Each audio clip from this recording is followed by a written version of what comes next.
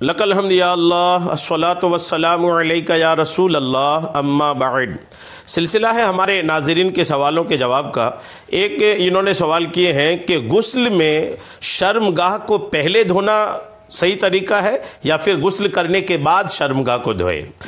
یہ ان کے سوال ہے، چونکہ غسل میں اسپیشلی طور پر شرعی طور پر حکم یہ ہے کہ شرمگاہ کو دھوئے۔ یوں تو جب آدمی غسل کرتا ہے تو پورا بدن ہی دھوتا ہے، لیکن شرمگاہ کا ایک الگ ہی اس میں معاملہ ہے کہ آدمی شرمگاہ کو دھوئے۔ شرعی طور پر غسل کے طریقے میں تمام کتب فقہ میں یہ لکھا ہے۔ اب ان کا یہ سوال ہے کہ غسل شروع کرنے سے پہلے دھوئے یا غسل میں پورا بدن دھو لینے کے بعد شرمگاہ کو بالکل محتاط انداز میں دھیان سے دھوئے، کیا اس کا مسئلہ ہے؟ یہ انہوں نے سوال کیے ہیں۔ میں انشاءاللہ جواب عرض کرتا ہوں کہ شرمگاہ کو کس وقت دھونا صحیح طریقہ ہے، کس وقت دھونا سنت طریقہ ہے۔ بغیر زبان ہلائے دل میں اس طرح نیت کیجئے۔ غسل کا طریقہ آپ سن لیجئے تو ایک تو غسل کا طریقہ آپ کو معلوم ہو جائے گا، اور ساتھ میں آپ کو یہ بھی اسی غسل کے طریقے کے اندر بات معلوم ہو جائے گی کہ شرمگاہ کو کس وقت دھونا سنت ہے۔ یہ غسل کا طریقہ آپ توجہ سے سن لیں۔ بغیر زبان ہلائے دل میں اس طرح نیت کیجئے کہ میں پاکی حاصل کرنے کے لیے غسل کرتا ہوں۔ غسل خانے میں جائے تو پہلے غسل کی نیت کر لیں۔ پہلے دونوں ہاتھ پہنچوں تک، یہاں تک پہلے دونوں ہاتھ پہنچوں تک 3 بار دھوئیے، پھر استنجے کی جگہ کو دھوئیے۔ یعنی سب سے پہلے نیت کرنے کے بعد اپنے دونوں ہاتھوں کو پہنچوں تک دھونے کے بعد جو اب تیسرا کام ہے وہ استنجے کی جگہ کو دھونا، یعنی شرمگاہ کو دھونا ہے۔ استنجے کی جگہ کو دھونے کا مطلب یہ ہے کہ شرمگاہ کو دھونا ہے، یعنی بدن میں سب سے پہلے اپنے ہاتھوں کو پہنچوں تک، کلائیوں تک دھونے کے بعد پہلا کام یہی ہے کہ بندہ استنجے کی جگہ کو دھوئے، خواہ اس میں نجاست ہو یا نہ ہو۔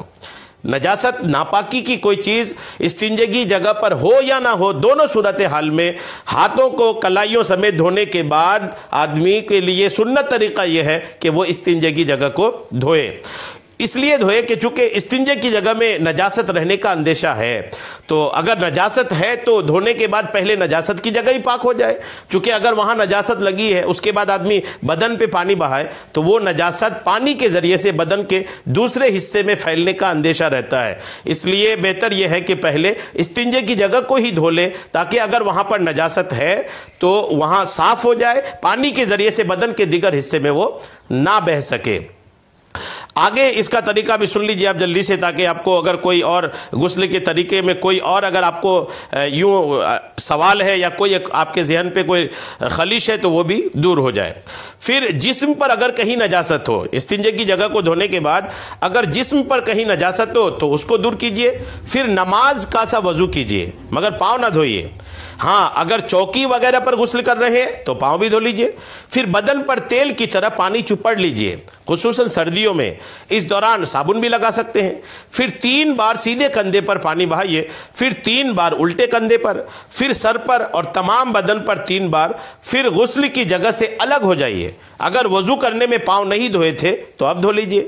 نہانے میں قبلہ رخ نہ ہو، جب آپ نہائیں غسل خانے کے اندر تو کوشش کریں کہ آپ کا چہرہ قبلہ کی طرف نہ ہو، چہرہ قبلہ کی طرف نہ ہو، بالخصوص طور پر اس وقت تو نہ ہو جب آپ غسل خانے کے اندر برہنہ نہا رہے ہیں، پورے کپڑے اتار کر اگر نہا رہے ہیں تو بہت زیادہ احتیاط کی ضرورت ہے کہ اس وقت چہرہ آپ کی قبلہ کی طرف بھی نہ ہو اور پیٹھ بھی قبلہ کی طرف نہ ہو۔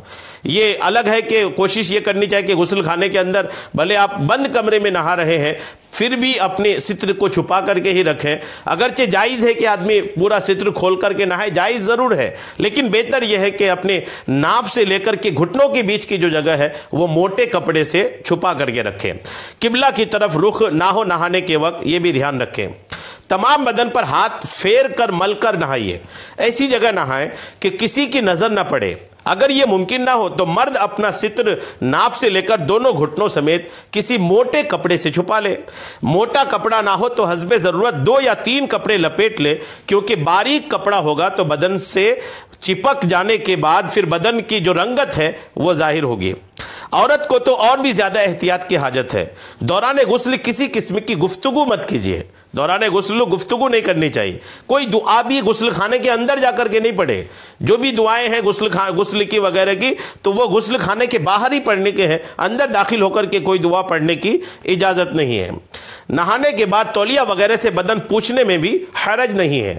نہانے کے بعد فوراً کپڑا پہن لیجئے. اگر مکروہ وقت نہ ہو تو 2 رکعت نفل ادا کرنا مستحب ہے. امید ہے کہ غسل کا طریقہ آپ کو سمجھ میں آ گیا ہوگا. اللہ تبارک و تعالی ہم سب کو شریعت کے تمام مسائل سیکھنے, سمجھنے اور اس پر عمل کی توفیق عطا فرمائے. آمین بجاہ النبی الامین صلی اللہ تعالی علیہ وسلم.